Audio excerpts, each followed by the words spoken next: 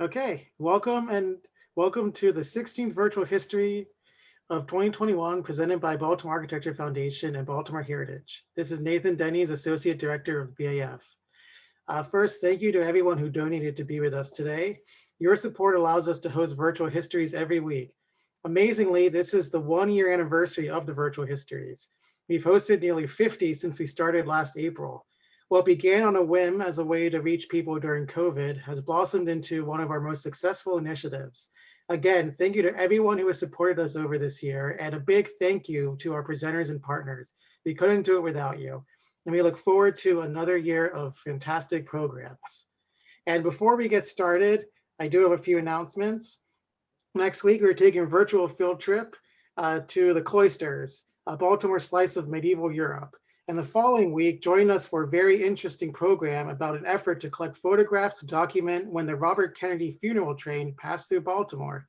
And now for today's presentation. Our Trailblazing Architect series continues in celebration of AIA Baltimore's 150th anniversary. And moderating today's presentation and introducing Leon Bridges is Melanie Ray, a board member of AIA Baltimore and Be More NOMA, and architect at Horde Copeland Mocht. Thank you, Nathan. As Nathan mentioned, my name is Melanie Ray. I am with Be More NOMA, NOMA National, as well as AIA Baltimore, and we will get started. So thank you all for joining us today for our Trailblazing conversation with Trailblazing architect Leon Bridges, a fellow of the American Institute of Architects and a council member of the National Organization of Minority Architects. Before we begin today's presentation, I'd like to take a moment to frame the context of the profession as it exists today. Currently, there are just over 2,300 African-American licensed architects in the US. And while that number continues to climb, we also know that the overall proportion of Black architects has remained stagnant for the last quarter century. We see that less than 1 in 5 new architects identified as any racial minority in 2019. Yet nearly half of new AXP candidates are people of color. We still have a ways to go to fix the disconnect between starting on the path to licensure and actually finishing it. But that being said, we have made substantial milestones in history, both nationally and locally. Today, our Trailblazer laid the foundation for a fellowship in Maryland and Baltimore for African-American architects. And it's my pleasure to be able to speak to both a friend and a colleague that I've met through NOMA.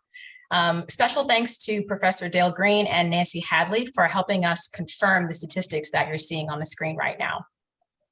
And with that, I will introduce today's guest.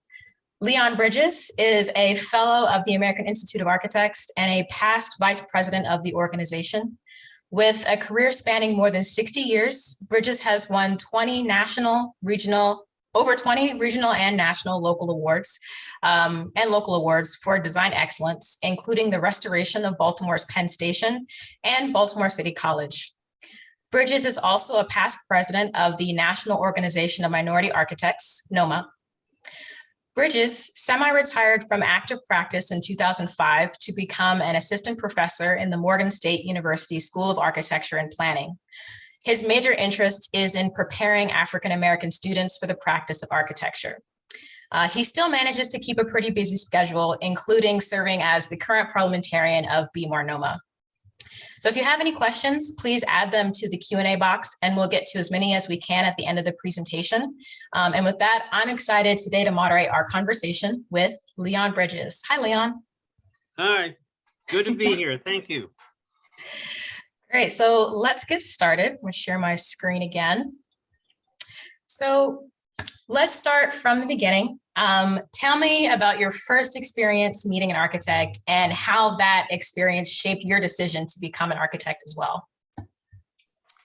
My first meeting with a registered architect was with Paul Revere Williams in Los Angeles, California. That was, let's see, that would have been in 1944 when I was 12 years old.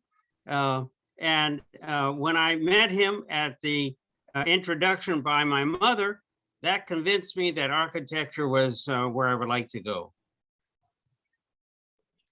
Awesome. And as we were preparing for today's conversation, you actually mentioned that you felt like you had a different experience growing up on the West Coast than perhaps that of your peers in other areas of the country.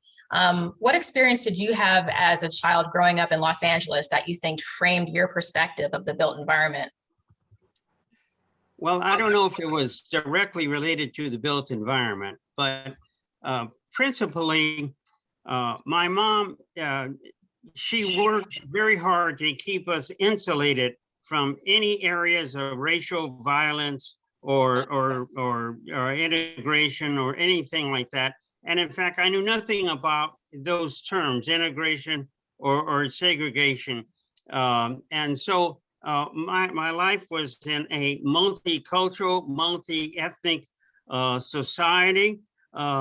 All through from when I was a youngster and until I grew up.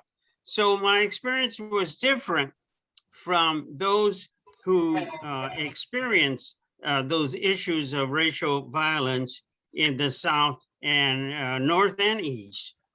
Hey, Melanie, you need to share the slideshow. We're seeing your notes. Oh, no. That's better. There you go. Perfect. Okay. So I told you we're going to get some technical difficulties. I knew we were. Thank you, Leon. So how do you think that experience that you've had compares to what students may be experiencing today?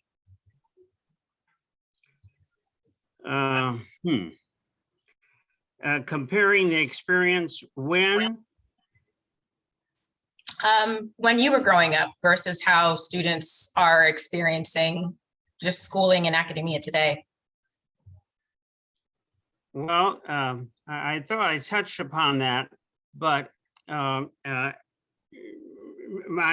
experience was all open. I was open to anything and everything. I didn't experience any racial or any turmoil. I experienced violence, but that was because of the Pachucos in the barrio in which I was born. But other than that, I have difficulty comparing my experience with those on the other parts of the country. Got it. Okay, so let's get into your practice. So you attended the University of Washington and in Seattle, and after you graduated, you decided to actually stay in the Seattle area. Can you tell me why? Tell me how and why you started your professional career in Seattle.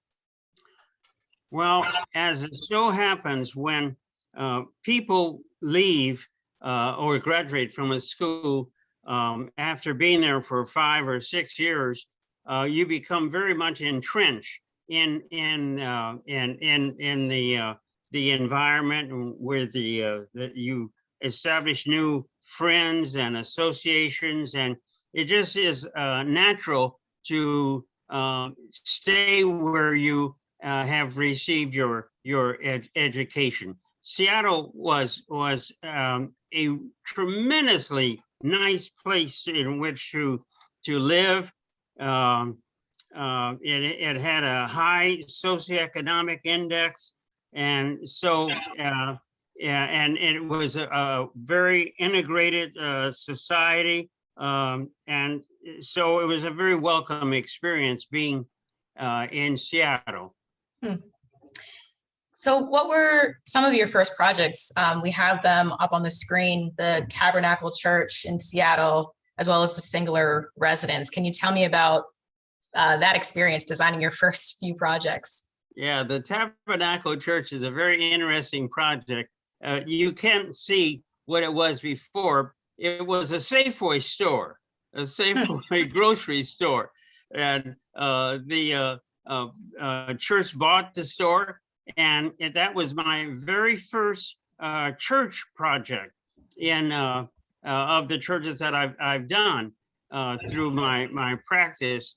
One significant part of it was on the interior. I had designed a skylight that went down the whole area of the sanctuary, and without any interruptions of structure.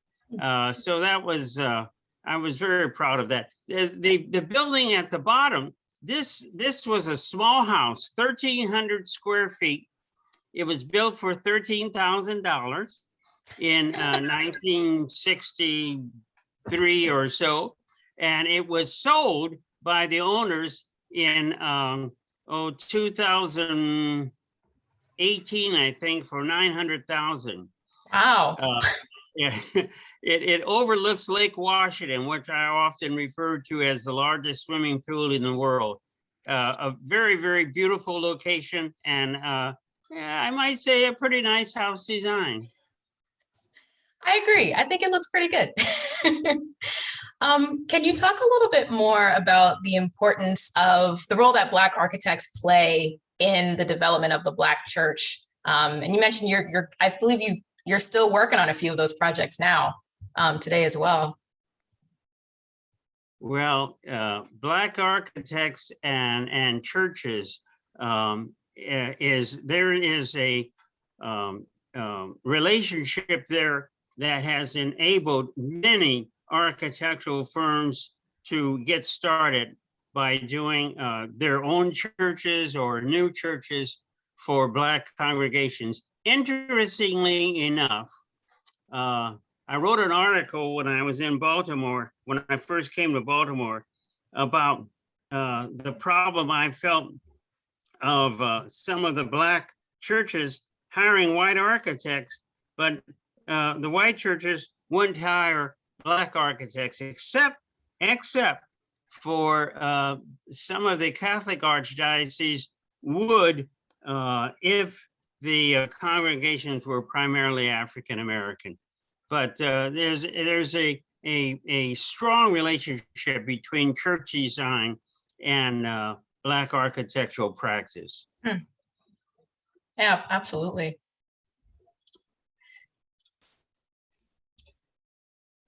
And I just wanted to highlight a couple of the newspaper clippings that you'll see throughout as well. So, you were also appointed and added to the Guild of Religious Architecture back in Seattle as well. What was the question though? Oh, no question. Just wanted to point that out. Oh, okay. So after practicing on your own, you joined a former classmate, Edward Burke, and founded the Bridges and Burke Partnership. What stories or lessons can you share about that experience?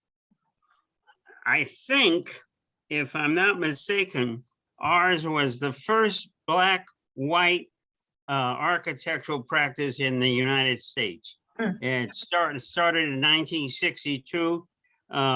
We ended in 1972, partly because I relocated from Seattle to Baltimore with a new practice here.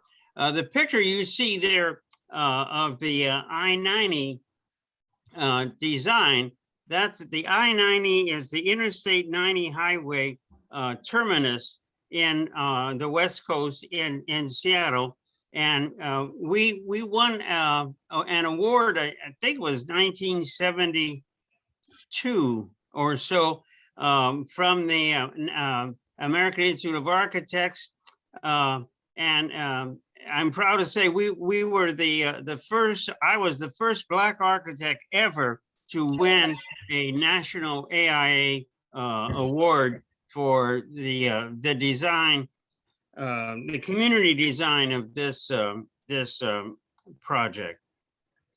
Yes, it was the AIA Design for Excellence in Community Architecture. Yeah. So a really, really significant project. And I see, you've also had hand drawings and hand-built models, which, we're not seeing that as much anymore these days. Yes, yeah. That model was approximately 25 feet long and 15 feet wide. Wow. In our office. All right, my children really loved it because they could bring in their little HO cars and just run all through the model itself. That's great. So moving over to the East Coast, so how you ended up over here. You and your wife, you mentioned, moved to Baltimore in 1970. What brought you to the city, and what were you hoping to achieve by moving to the East Coast? Well, while we had a good practice, Ed Burke and I, in Seattle, but I had become very active in the community and nationally with the Planned Parenthood World Population and with the YMCA. And so people were beginning to know my name because I would be traveling to all these cities for our national board meetings. And one day in San Francisco, I was with Jay Brody, who is, at that time, he was a senior planner for Baltimore City. And Jay Brody asked me if I would ever consider opening a practice in Baltimore.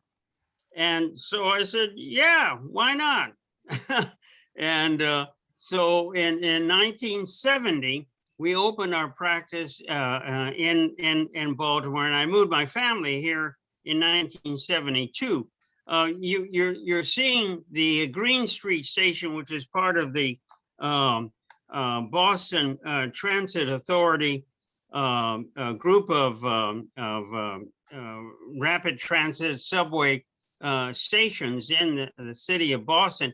That was part of a major award by the American Council of Engineers. I can't remember the exact name, but it was a national award. And the one at the bottom is a project that we did in Maplewood, New Jersey.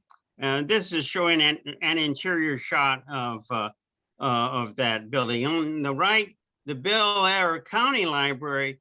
That roof design was on purpose so that children, primarily boys, wouldn't be able to climb up on top of the roof.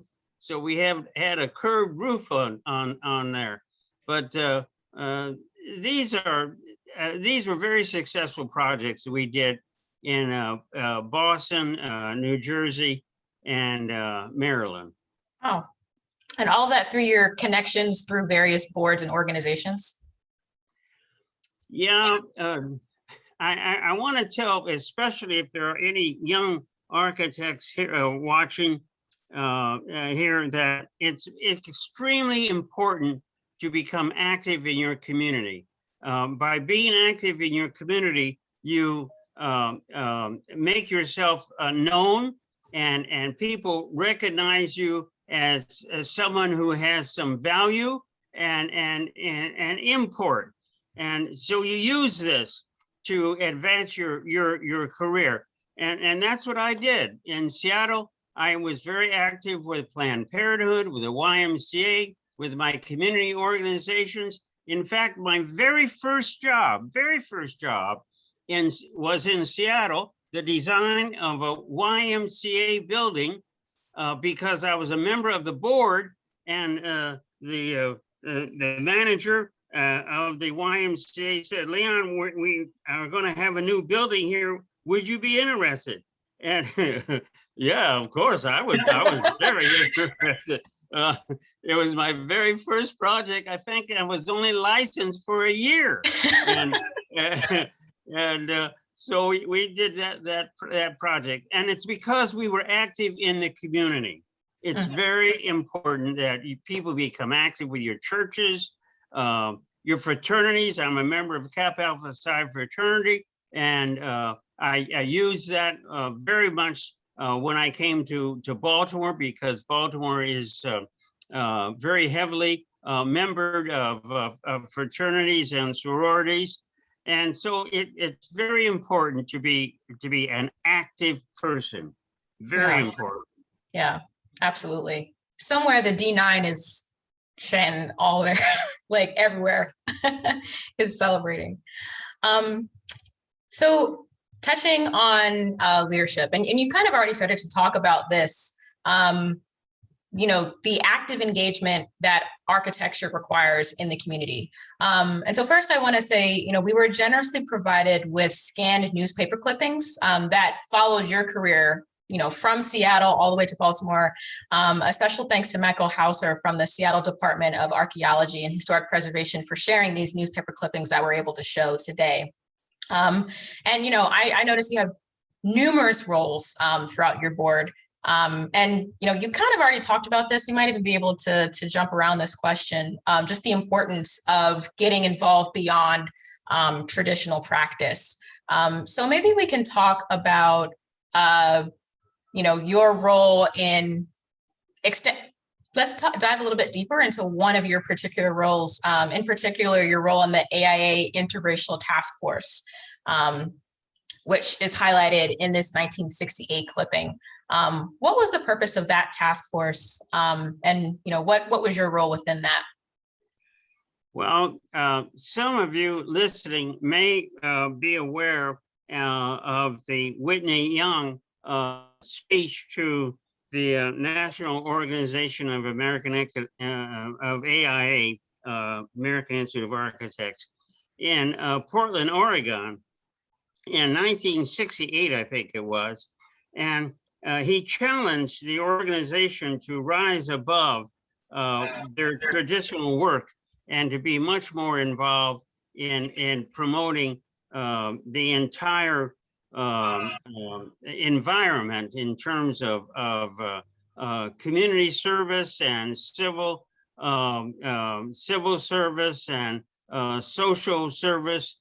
And so as a result of that, a large group of us banded together and started doing things. And one of the things we did was the establishment of this organization within the National AIA to promote architects' awareness of their social responsibility to our society. From that, of course, the National Organization of Minority Architects was created in 1970 in the Bahamas, and its first meeting was in 1971 in Detroit, Michigan. I'm proud to say that I, along with James Ellison, he's now deceased, but James Ellison and I went to the Ford Foundation in 1969, I think it was, and we asked them if they would partner with the AIA in a scholarship program promoting high school students entering into the profession. They said yes. And from that, we established the AIA Ford Minority Disadvantaged Scholarship Fund. And that fund has enabled, scores. I know the last count was over 500 scholarships to aspiring architects, two of whom Stan Britt, who practices in Washington, D.C. and Baltimore, and Donald King, who practices in the Northwest, had their own offices and also were elected to the College of Fellows in the AIA. So I'm very proud of that. That is amazing. I knew you established the scholarship, but I didn't know that Mr. Britt was one of those recipients. Yes, yeah. He received a scholarship. So touching on the importance of fellowship, why do you think it's important that Black architects specifically pursue fellowship within the AIA? The College of Fellows is a very small group. I don't know how large it is now, but it might be 2,500 or so out of about 120,000 architects nationwide, of which there's only about 40 or so who are of color, not all Black. And so it's a very small group, but it comprises the people who actually run the business of architecture in the United States. These are these represent people who are the movers and shakers. And whenever you belong to an organization, you want to be part of the upper group that actually runs organizations, because that's where the power is. And just let me touch one thing. I happen to be a dark-skinned Black architect, and so I use that as an advantage, not a disadvantage. Because whenever I'm in a meeting, I stand out. Okay? And because I stand out, all I have to do is open my mouth and speak. Yep. And people turn around and look to me and listen to me. So there's great power. We have great power, and we need to recognize that and use it. Yeah, exactly. That's amazing. Thank you. We're coming up on time. I want to make sure we hit all the good stuff too. So bringing it into your Baltimore-based project. So we've mentioned you received over 20 awards throughout the lifetime of your career. In 1978, you were recognized as a mover and shaker in Baltimore, with notable projects such as the conversion of Baltimore City College High School into a co-ed school, as well as the Lexington Market subway station, which received awards from both the AIA and NOMA. So just kind of summing it all up, what inspired you throughout your professional career? What has what? What inspired you throughout your professional career? Or feel free to talk about any of the projects specifically that are. I guess what has inspired me is that when you have a project and it's under design, and more especially when it is under construction, your clients come out and their chests are beating out with pride of their project. However, most architects regard their project as being their own. So when you look at the Lexington Market subway station, that's my project. The state of Maryland happens to own it, but that's my project, and I own it.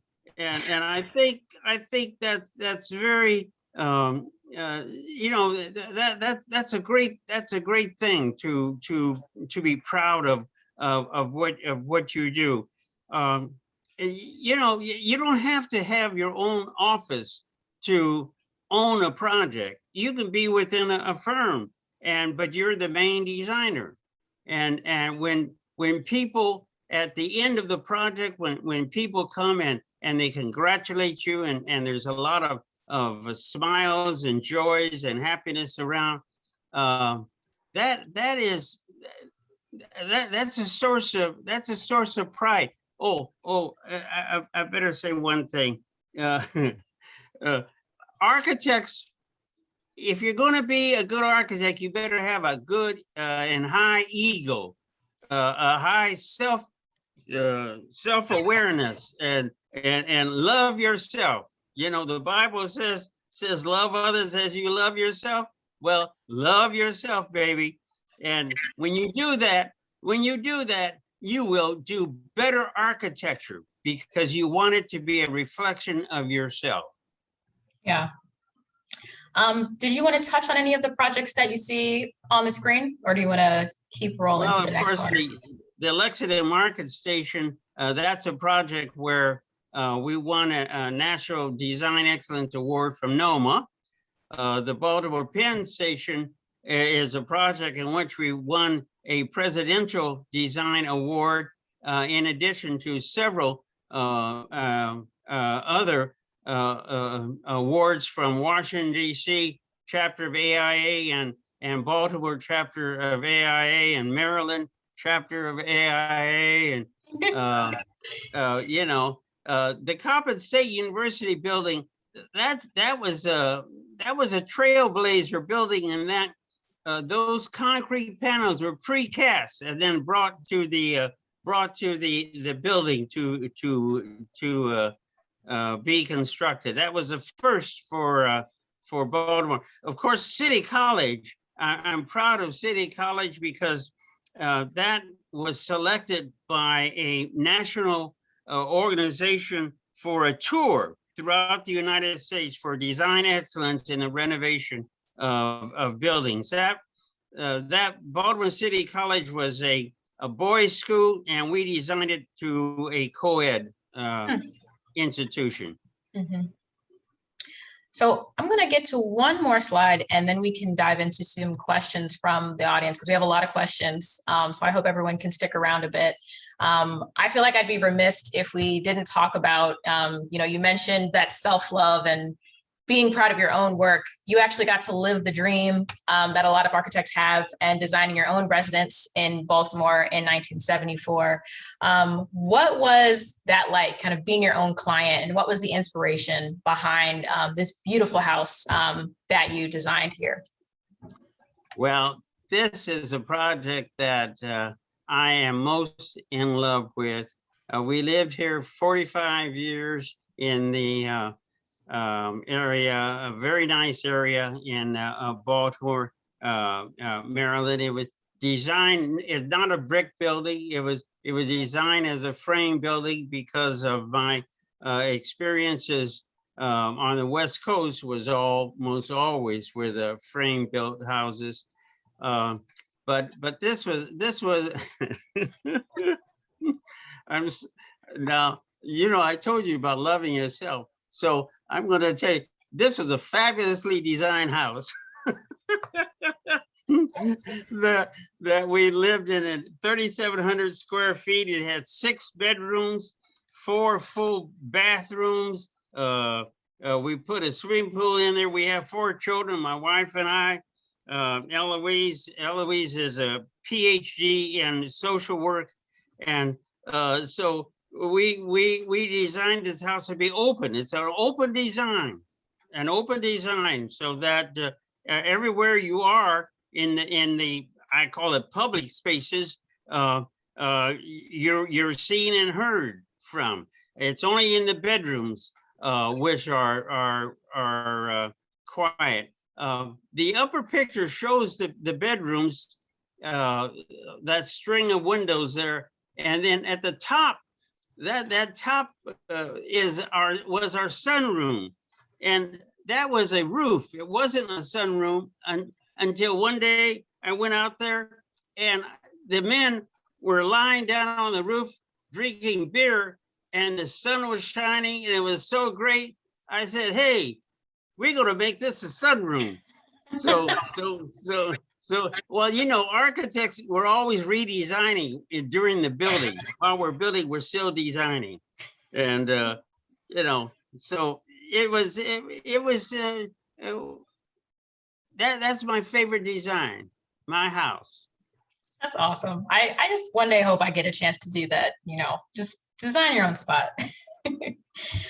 So we have a few questions from the audience. I'm just going to put up this last slide to kind of, I definitely want to acknowledge that you were a professor at Morgan State University, just continuing to advance the profession and encourage young people to get into it. So I'm going to jump into some questions. Nathan, feel free to jump in if we need to cut down, but hopefully we can go like another 5 or 10 minutes, but cut me off if we need to. Okay, great. So our first question comes from Lewis. What were some of the challenges that you faced when you started your practice in Baltimore as an African-American architect during the 70s and 80s? I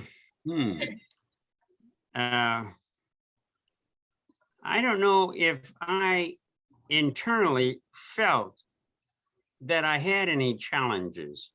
I came here at the invitation of the city of Baltimore to start a practice, and right away I won the design for an area of Upton, which we had the Upton Urban Renewal project there, and we were in competition with RTK&L, but I competed against RTKNL and we won that commission. And then the city gave us other projects. So I didn't have any massive challenges, except I will say that there always is an undercurrent affecting Black architects. And in retrospect, I think that undercurrent did occur with me also. That is that you're Black and you cannot design projects as good as white architects. That's the undercurrent. And so that challenge has to be met with good design on your projects that you have, and then a force of going forward. And well, that sounds said right. If you have, I told you about the Kappa Alpha Psi fraternity that I belong to. My wife is a Delta Sigma Theta sorority. And both of those organizations were very powerful in promoting me to the city and Baltimore and the state of Maryland. And so it's very important that you have a backing that can shadow you and open the way for things that you do, because no matter how good your designs are, you still have to get the job in order to do the design. Yeah, absolutely. I think you kind of touched on this already, but a question from Brian Hudson, another former NOMA president, member of the NOMA Council. What role did NOMA play in your career, and what role did you play in NOMA's growth and development? Well, the role I play in NOMA's development is as a supporter. You know, I'm humble enough to say that I don't have a principal influence in what NOMA affairs are. I'm so proud of the leadership that we've had over the years. I was president in 1981, and tried my best to promote us with corporations. That wasn't successful at all. But NOMA is I support NOMA, and NOMA supports me because they are NOMA. You know, because I'm being supported because I'm a member of NOMA. There's no direct relationship of money or anything like that. It's a matter of being proud of your association with a group of architects and planners that really have a mind toward improving the value of Black architects in this society. You know, I think that because of our struggles, our being Black people, heritage from slavery on, because of that struggle, we have come to a point where we actually, in my opinion, we actually are the driving force to making this country live up to its creed. Yeah, that's so powerful. I want to squeeze in a question from the chat from Professor Bridges from Morgan State. He says, thank you for sharing your legacy today. Can you speak to your experience of just being in the room when Whitney M. Young addressed the AIA in 1968? What other Black architects were in the room? And do you know if there's any that are still here today with us? No. Robert Traham Coles, FAIA of Buffalo, New York, the very first Black chancellor of the College of Fellows of the American Institute of Architects. He passed away 2 years ago. He and I were the only ones in the audience. And I can tell you, when Whitney Young gave his challenge, you could hear a pin drop because it was so powerful and so telling. And that inspired Bob and I to start doing things. And when the speech got around to the 10 architects who formed NOMA, they took up the challenge also. Yeah, yeah. He was a powerful person, Whitney M. Young Jr. That's amazing.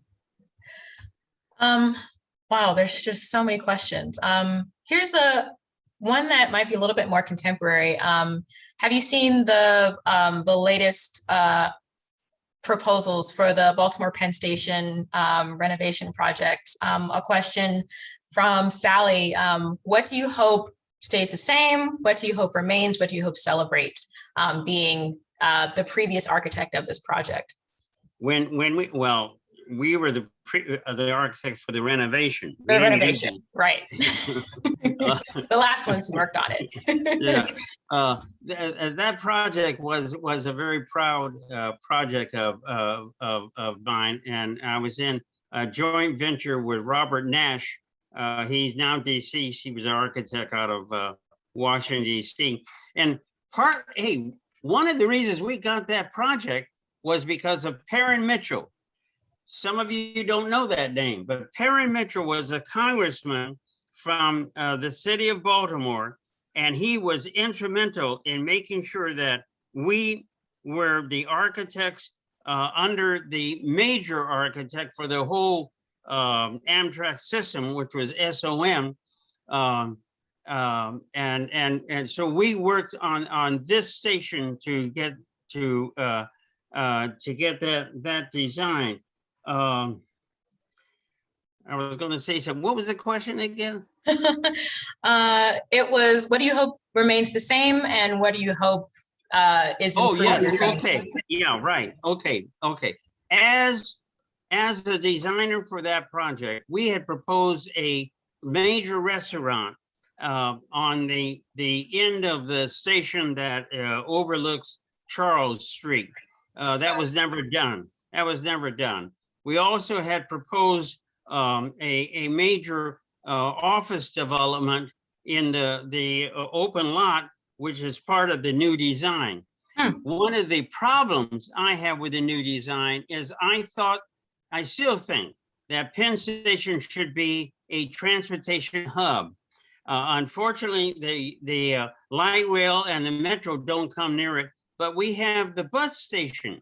And the bus station is way out in the Tules, and it should be part of this design. And I haven't heard anything about bringing Trailways and Greyhound into the station. That's my major critique.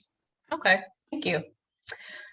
So we have a lot of questions, and I wonder if maybe we can pass these along to you afterwards, and maybe we can address them in another write-up. But the final question, and it kind of ties into just what is your kind of closing statements, your piece of advice for these emerging professionals as they try to navigate the profession? What parting words do you want to leave with them? Well, as you know, Melanie, one of the things that I've always aspired to do as I've grown older in the profession is to have more architects of color, licensed architects of color. We have many architects, students who graduate and they go into other fields, which is fine, but my emphasis is on having architects of color. More of us. There's a big need there. If we really understand our heritage, Black architects have something to add that other architects who are not of color are not able to add. And so I think we need more of them. My advice is that if you are considering going into practice, try to partner up with someone. My partnership was absolutely outstanding. My firm, when I closed my firm, I closed it because of a fault of mine. I had 6 architects, senior architects. I had a staff of about 40, and they were great. These guys were great designers, and I did not name them as partners. That was a big mistake, because naming them as partners would, of course, afforded me my retirement income. But we need, if you are going into practice, choose a partner and work with them to do your practice. Talk with your partner regularly. If your partner has a family and you have a family, go out together and really develop a familial relationship within that office. That's where you can be more successful. And then talk to people outside of your practice and let them know what you're trying to do, and listen to them, because they have advice that could have been great. I had, I'll tell you, part of my practice, which was an awful thing, but I'll share it with you. I wanted to maintain my office at all times. And so in order to do that, sometimes we were short on funds and I didn't pay federal taxes. Don't say that. I ended up one during my career owing close to $500,000 in taxes. By the grace of God, I was able to own that and get it done. But you got to practice being careful about how you handle your money. Okay, and if you don't have enough money to pay the staff, well, hey, you got to make that tough decision, because you have to keep yourself alive too. I remember one day my wife came and she says, "Papa, your money, your firm is making all that money. When are we going to get some?" Very important. You got to pay yourself. Yeah. All right. But listen to people, because their advice, they may say 100 parts, and only one part will be something that will be germane to you. Listen to it. Wow. Leon, I can't thank you enough for everything that you said in just the past 50 minutes. It's amazing. There's so many questions. There's so many chats and comments. I think it's so clear that your career and your presence and just your existence has really made a huge impact on a lot of people, and everyone is really appreciative of this. And so I just want to thank you for spending the time with us this afternoon to drop knowledge. My pleasure. My pleasure. I enjoyed it.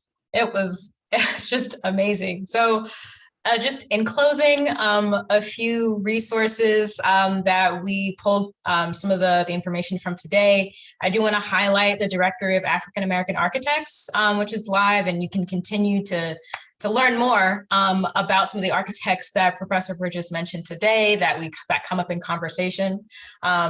And then again, a special thanks to the Seattle Department of Archaeology and Historic Preservation, as well as Creativeness Photography. Joel Avery, thank you for the photos from Leon from NOMA, as well as the Morgan State University School of Architecture and Planning. And then finally, in closing, say it loud, Maryland, we're accepting the call for submissions is open until May 30th. Please, please, please submit. You can be featured next to Professor Bridges. And with that, I will turn it back over to Nathan. Yeah, thank you everybody for this great presentation. Thank you, Melanie. Thank you, Leon. A recording of this presentation will be available on our YouTube channel. Thank you.